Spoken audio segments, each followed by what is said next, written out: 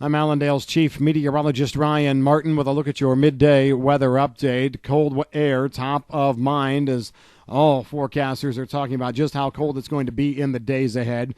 We have 3 waves of cold Arctic air coming in over the next week or so. The first one actually trying to push in today. It's one that the central plains, the middle part of the country, probably will not participate in.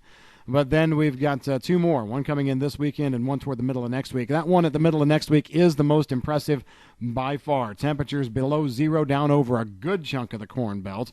Maybe the western Corn Belt gets a bit of a reprieve. Doubt it. We're going to be seeing temperatures near the freezing mark all the way down into South Texas, down into central Florida.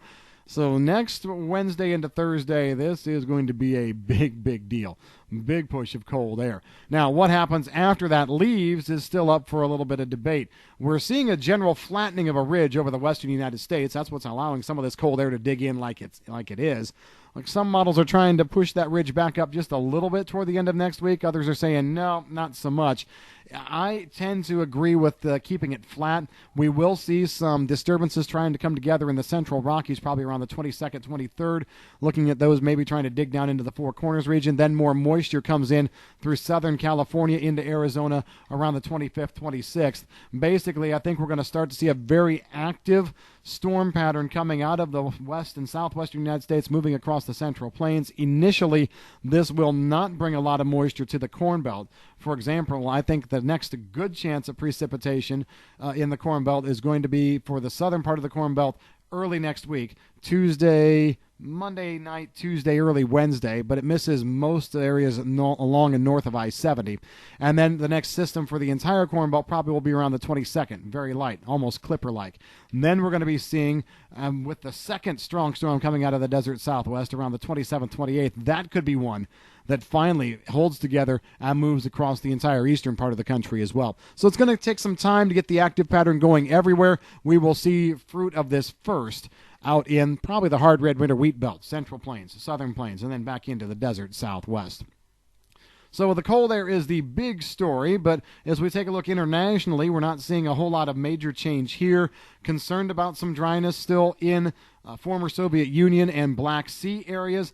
I will say this, moisture looks a little bit better now than it did 24 hours ago. We started to seeing a slight increase in moisture last night, continuing to see it this morning on model runs with some systems late in the 7 to 10 day forecast period coming across the region. I now think everybody can see maybe a quarter to a third of an inch of liquid equivalent. Most likely it would be snow.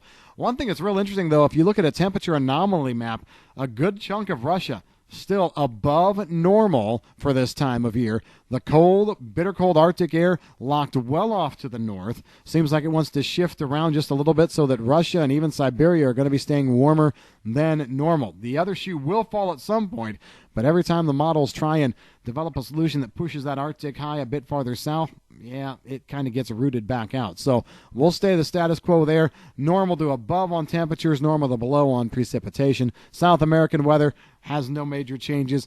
Heavy moisture from Paraná across through southern Mato Grosso do Sul through Paraguay. We've been talking about that for most of this week. So far, models are not changing that.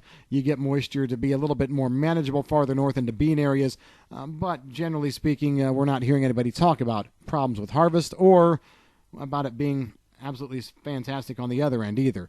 News out of South America, at least on how the moisture is being received, is a little bit light. That's the way things are stacking up right now. If you need more information on the weather, give us a call at Allendale. I'm Chief Meteorologist Ryan Martin.